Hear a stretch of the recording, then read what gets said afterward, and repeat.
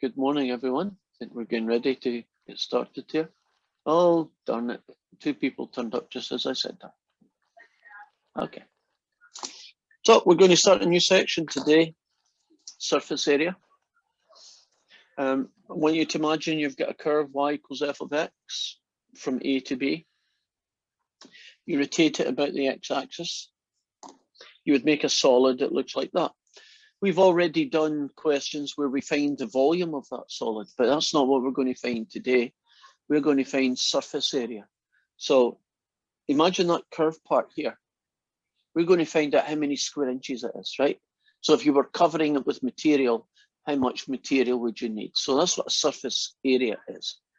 And the formula, at least the one we're going to use today, is this fella here. And if you look at it, isn't that bit there the formula for getting arc length? Recognize it? And this bit here, although it's not perfect, isn't that very similar to part of the formula that you would use to get the volume, right? Part of it. So, I mean, that formula can be proved, and if you're interested in seeing the proof, you can certainly go online and see it. But we were essentially just going to use it. There are going to be some heavy duty algebra again, very similar algebra than you got with the ugly square root guys. Remember the arc length with some of the really messy ones. So you're going to see perfect squares, and you're also going to see U subs. That's another thing that will happen. And occasionally you get really lucky and it's an easy question, but not that often. So I'm going to jump right in with the first example. The curve is y equals x cubed. And we're going to do x from 0 to 4. Right, so arc length, not arc length, sorry, surface area. The integral from 0 to 4, 2 pi f of x square root of 1 plus the derivative of f of x, which is what, 3x squared, dx. We all comfortable about where all the bits and pieces came from here?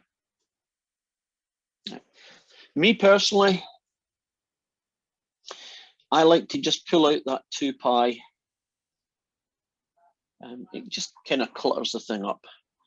And this guy becomes 9x to the 4 dx.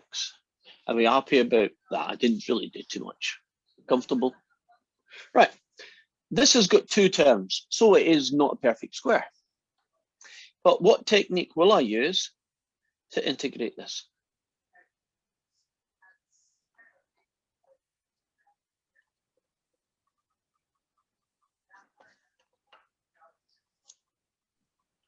Can I just take a quick stab at it? And I'm probably wrong. No, you might not be. Go for it. Would it be 3x to the second plus 1 times 3x to the second plus 1? Oh, no. Oh, it's not a perfect square. Okay. All right. Disregard then. I told you I was going to be wrong. No, you were thinking outside the box. It's just cool. No, this is a U sub. Do you recognize it? Now, I've told you it's a U sub. What would the U sub be?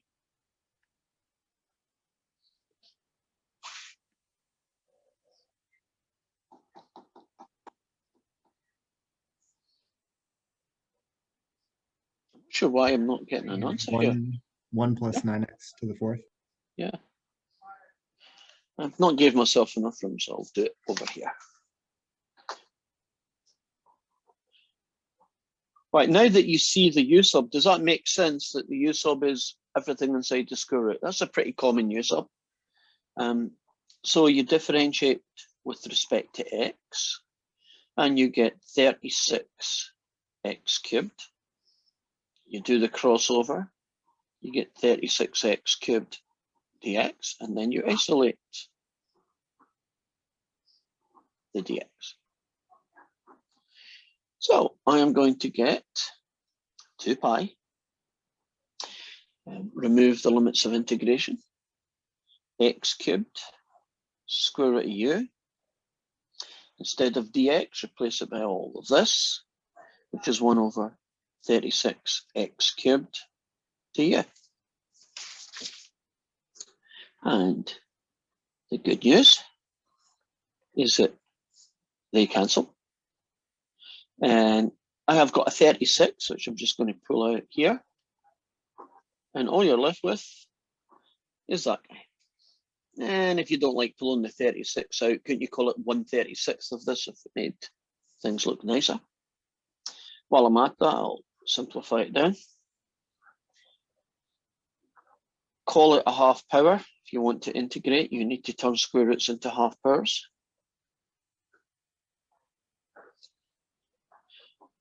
Add 1 to the power. Divide by the new power. That 2/3 comes with this guy. That gets you pi over 27 now. And this fella becomes the square root of u cubed, essentially, the u in here. Probably actually didn't need that line. And you get this fella. 1 plus 9x to the 4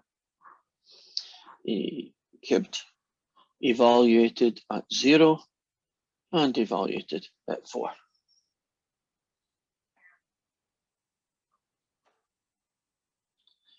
Right, you plug in 4, you get some ridiculously big number.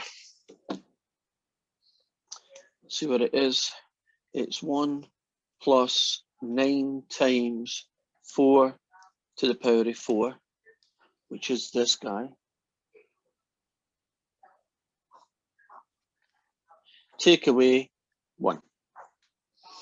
And there's not an awful lot I can do to that. That's essentially your answer. A very, very ugly number. Are we okay? So, the arc length formula, the integral from a to b, 2 pi f of x, the square root dx. And this particular example, although it was a relatively nice function, was actually a really ugly answer. Could you slide that slide the sheet up just a bit? There we go. Thank you. I think the moral of this story is just trust the math. So, I mean, if I was doing a question and my answer looked like that, I would probably be kind of worried because of how ugly it is. But it's ugly and it's also correct. Let's have a look at version of question 2. The function that we're going to be dealing with is the square root. And we're going to do x from, I don't know, from 3 to 4.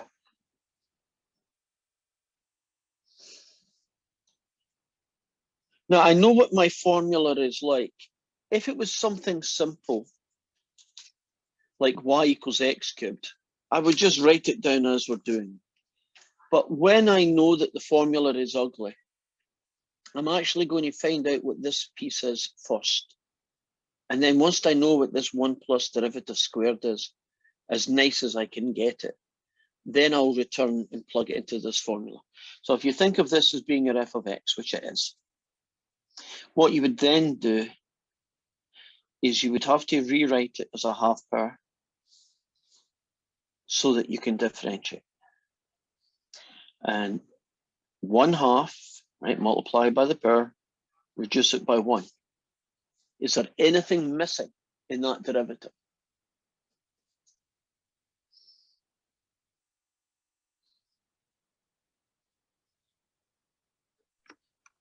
Because I can see something that's missing. Negative? Yeah, because of that guy. So Technically, isn't it a baby chain rule? So you multiply by the derivative of 4 minus x, which is where this comes from. So I have now got negative a half, and this comes downstairs. And we're looking at that. I'm now going to make that into some style points. And it looks like that. Now, remember, the reason I'm doing this is I'm trying to find 1 plus the derivative squared, and I'm trying to make it as nice as possible. So all I've found right now is what the derivative is. So let's find out what 1 plus the derivative squared is. Well, it's 1 plus all this squared.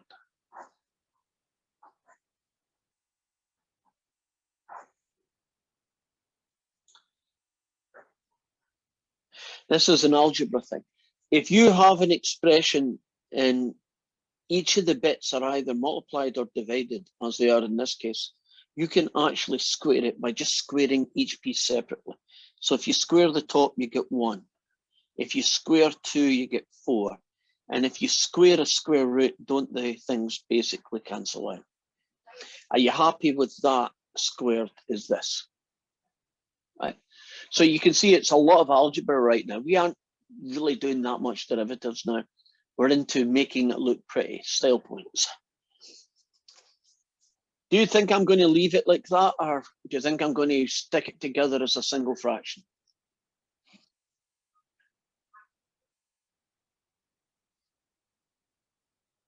What do you think? Probably Just leave it? stick it together. Yeah. Right. You got to make it as tight and as compact as you can. And if you're lucky, only if you're lucky, in which case you say thank you, it'll eventually, might take a while, turn into something nice. Now, if you want to add 1 to this fraction, you basically convert 1 into that version. Okay. So they now share a common denominator. And that means that we can combine them. And while I'm at it, I might as well multiply. So it's at 16, take away 4x, add 1. And so I get 17, take away 4x, all over 4 lots of 4 minus x. And that is pretty much everything I can do. 1 plus the derivative squared is that. It's not looking too promising yet, is it? Wouldn't it be nice if it was a perfect square or everything cancelled out and the answer was 1 over x? It'd be great. Sometimes that will happen, but not this time. So now I know this, I'll start my formula. The surface area is the integral from 3 to 4, 2 pi f of x, which is this guy, times the square root of this ugly fraction.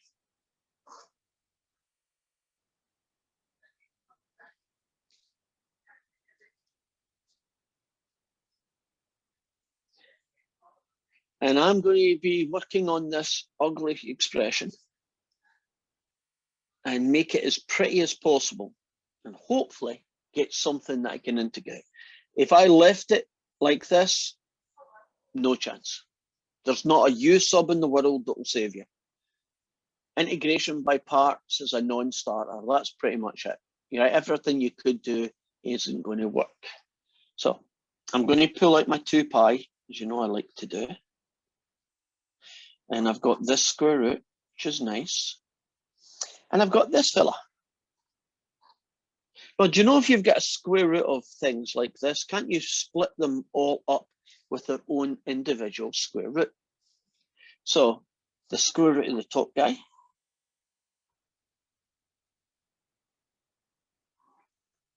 the square root of 4, and the square root of 4 minus x. Do you see something nice happening here? Can you see You can something? cancel. Yeah. Now you might not have thought that was going to happen, but they can cancel. And while I'm at it, can't I cancel this 2 with that guy? So now I only have pi. And we are left with that guy.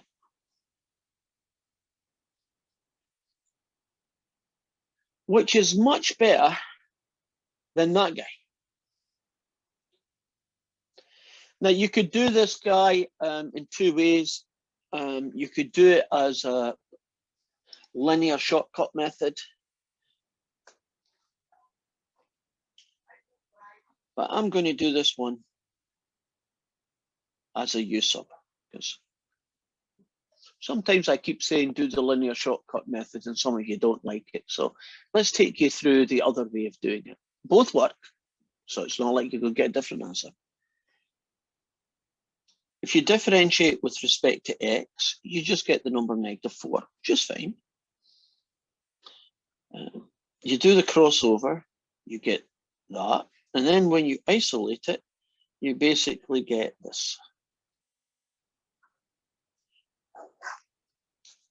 So our surface area is pi, the integral of the square root of u times -1/4 du.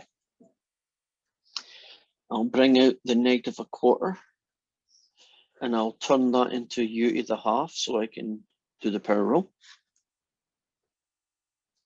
And it now looks like that. Add 1 to the power, divide by the new power.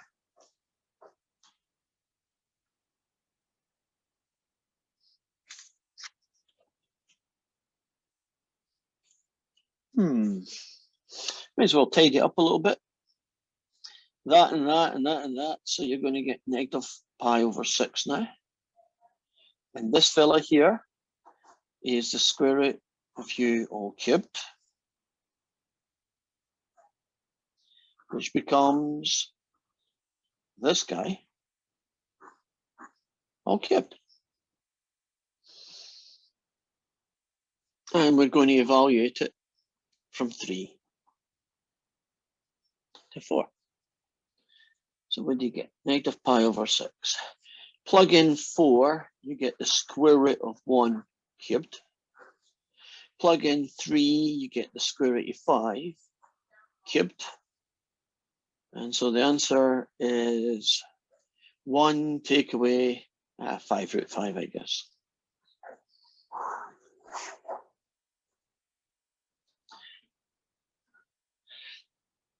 Since this is a surface area, right, it's a physical thing, this answer has to be positive. It looks superficially, doesn't it look like the answer is negative because of this? But if you think about it, isn't 5√5 much bigger than 1? So won't this be negative and so will this, so the answer is positive. And if you want to see it written in a different way, there. Does that make it look more likely to be positive when I write it that way?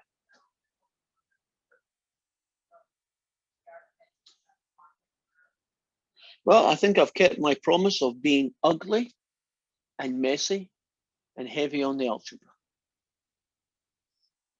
But that's a skill set we're going to have to work with. Any questions with this guy? Last chance, anything? How do you get 5√5 out of? Out of here? Yeah. Let's do it on a separate bit of paper because this is messy enough.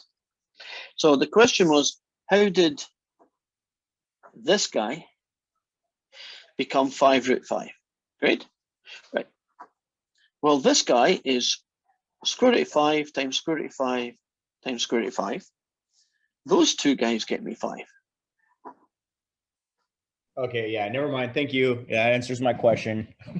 Okay. No, it's a good question to ask because you're not, I guarantee you're not the only one who was thinking that. I'm glad you were the one who asked it. But we're good to move on to another one. I mean, each one of these is going to be a fighter, right? I haven't found an easy one yet. I don't think I have anyway.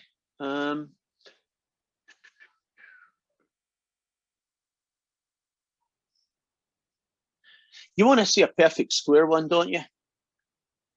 You need to see a perfect square one. They're going to take forever and a day, but I'll at least take you to the place where most of the work is done. So this is a version of question 4.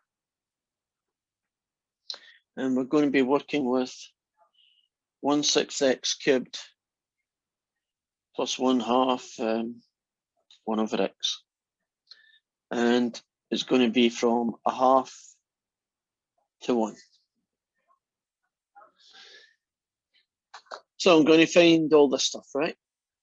So f of x is 1/6 x cubed plus 1/2 x to negative 1.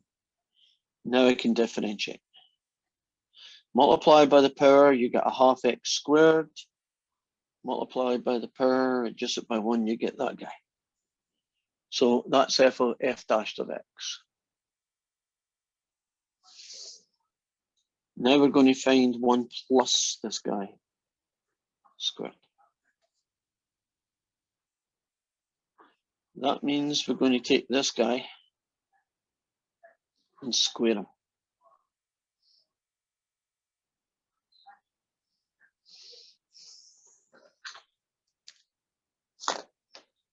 You remember doing these horrible foils with really weird powers? Isn't this another one of them? So, F O I L. So we've got a 1. 1/2 x squared times another 1/2 x squared gets me 1/4 x to the 4. Now here's the sneaky one coming up. 1/2 x squared multiplied by negative 1/2 x to the negative 2. When you multiply these two together, doesn't something really weird happen? The answer ends up being negative 1/4. Are you happy where that negative 1/4 comes from? Does anybody want to see how 1/2 x squared times 1/2 x to the negative 2 ends up being 1/4? Are you okay with that? Would you want to see it? Can we see it, please? Sure. So it's 1/2 x squared multiplied by negative 1/2 x to negative 2. So the answer is clearly negative, and 1/2 times 1/2 is 1/4. But what you're left with is x squared times x to negative 2, right? When you multiply powers of x, don't you add the powers together? So 2 add negative 2. And that gets me x to the 0, doesn't it?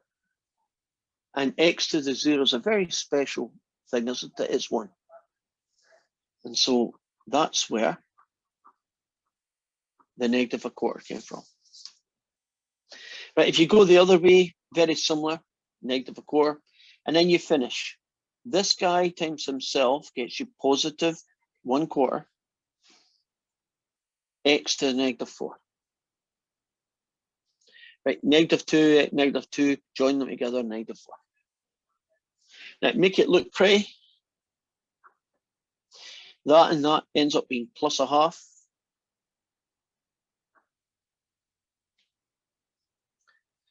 Now, when we did arc length, I'm sure I said to you, if you see 3 terms, right, and it's going to be inside the square root like it is here, doesn't that mean it better be a perfect square? Or forget it, the question's dead.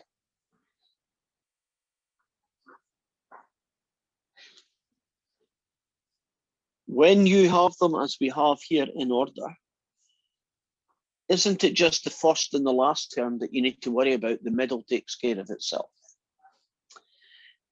What will this 1/2 x to the 4 get me? Well, if you take the square root of it, you get that guy, x squared. What will this fella get me? Well, if you take his square root, you get this guy, negative 2. There's your perfect square. Square root of everybody at the front, square root of everybody at the end. We can now set up our integral. The surface area is the integral from 1/2 to 1, 2 pi f of x, which is this fella,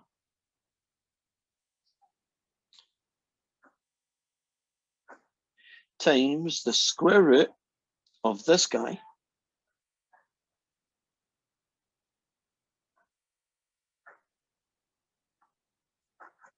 dx.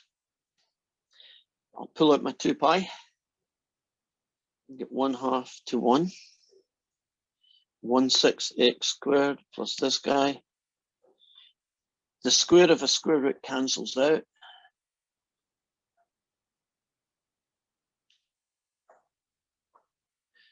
Do you see what you're left with is a big, ugly foil?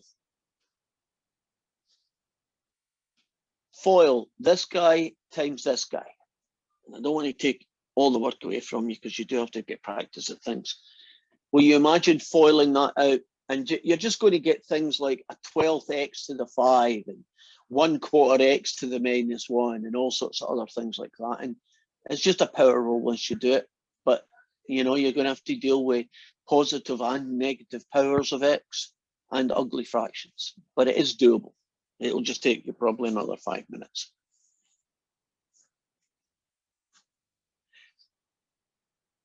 Of what I've shown you in this question, are you okay with this one?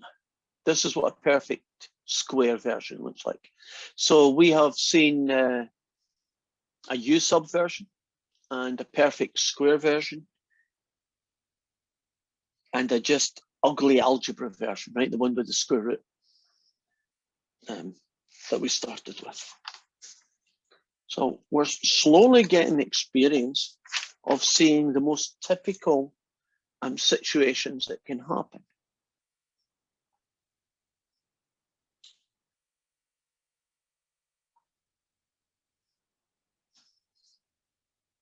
I don't know what's going to happen here. That's the y-axis. I don't want to do y-axis yet. I want to keep them until tomorrow. I'm scanning for the x-axis. I've already done that. It's a square root. No, that's y-axis. Different kind of y-axis. Okay. Had to travel quite a distance to find one I wanted. This is version 13.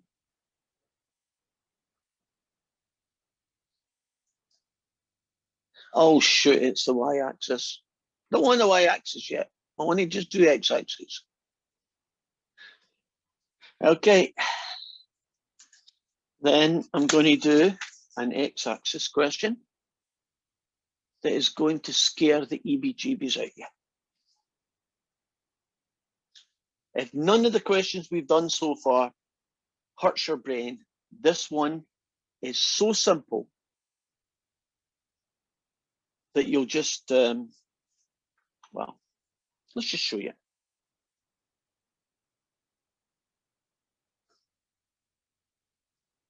How, you know, it's like those very small venomous spiders. How could that do any damage? And the bloody thing will kill you, right? How could something as innocuous as that cause what I believe is going to be some headaches? Well, if I sketch this guy and we find what you get if you rotate it about the x-axis, but x is just greater than or equal to 1. In other words, I'm going to take this shape and I'm going to rotate it, the whole thing, right, to infinity. It's called Gabriel's horn. Even has a name. So this question was probably discovered way early on, and it became such a head scratcher that a lot of people decided to give it a name. Now you want to think of why it's called Gabriel's horn. If you think about it,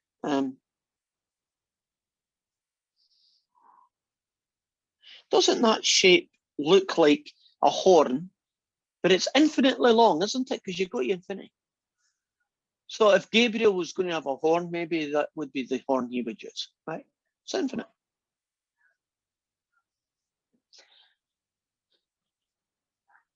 So f of x is 1 over x. F dashed of x, well, if I call this x to -1, you multiply by the power and you reduce it by 1. So f dashed of x ends up being -1 over x squared. Are we so far so good?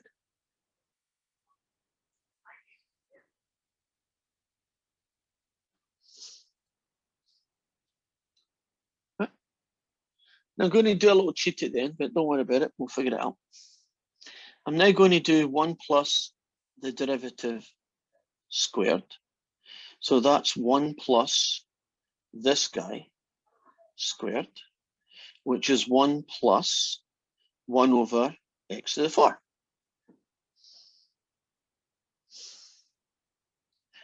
You know we're not going to keep this like that, agreed? Aren't we going to have to stick it together as a single fraction? It's not the worst one to do. Won't it just be x to the 4 over x to the 4? Which means we now have that guy. So the surface area is going to be the integral from 1 to infinity, 2 pi f of x square root of x to the 4 plus 1 all over x to the 4 dx. By the way, this question has 2 parts to it. So you're going to see the second part as well. Now, I'll stick out the 2 pi. Can't I split this into 2 separate square roots and get that?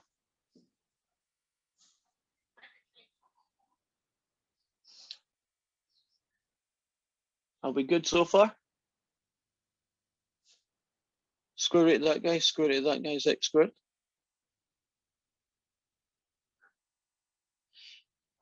I'm now left with this guy. We're not even halfway through yet. Now, if that x cubed had been here, I would have done a use of. You cannot actually get this answer in the usual way. Remember, there was a guy called the comparison theorem. Let's do the comparison theorem on him. So I'll start over here with it. I am going to find who this guy behaves like. Well, I don't have any problems about the bottom. What does the square root of x to the 4 plus 1 look like? Remember how we do it? We pick the biggest power of x. What would the numerator look like? Just x squared. Right? For those who are wondering where that's coming from, because he's quite right. Agreed? Oh, wait a minute. 1 over x. So our original surface area was the integral from 1 to infinity of a rather ugly square root over x cubed dx. And according to the comparison theorem, it's going to behave like that guy.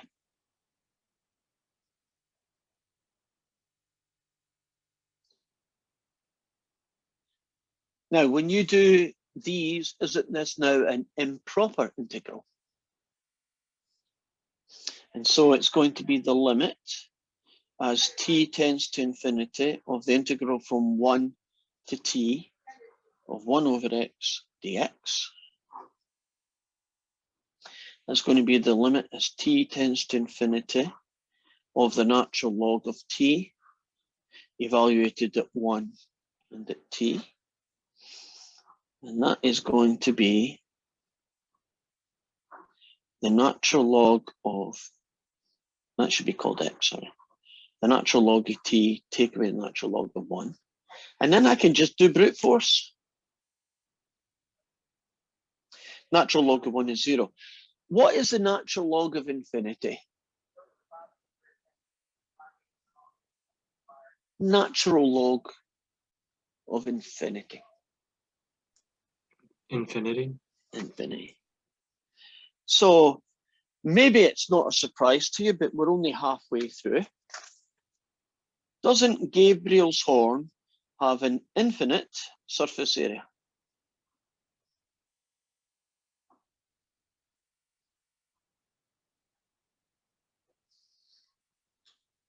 Agreed? Infinite surface area. So why are we halfway through? Because that's only half the puzzle. Let's find the volume of Gabriel's horn.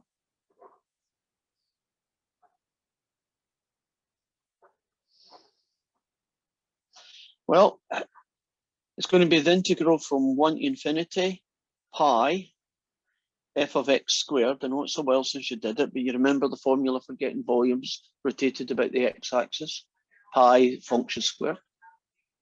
That's going to be the integral from 1 to infinity, stick the pi out here, of 1 over x squared. That's going to be this. Okay. Now, if Gabriel's horn has an infinite surface area, would it seem reasonable that Gabriel's horn, if you turned it vertical and filled it up with liquid, would be infinite volume? Right, it's got an infinite surface area. It should have an infinite volume. Head hasn't exploded yet. Let's see why.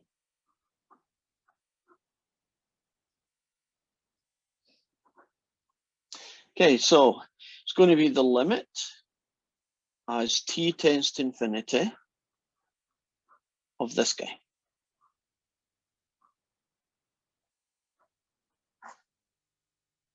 It's going to be the limit as t tends to infinity.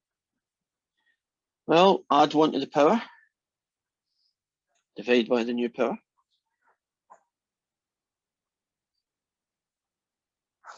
Looks like that.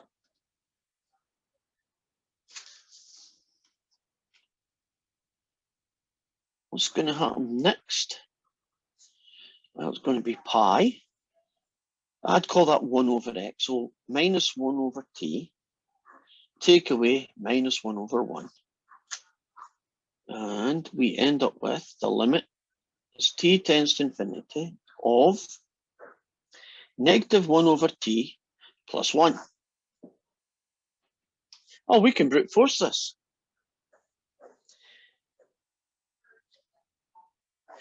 One over infinity is 0, isn't it?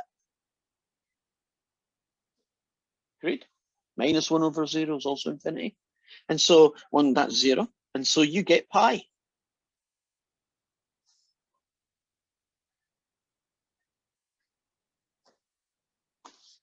Gabriel's horn has a finite volume. If you filled it up with beer, it'd be pi gallons of beer. Just over 3 gallons of beer.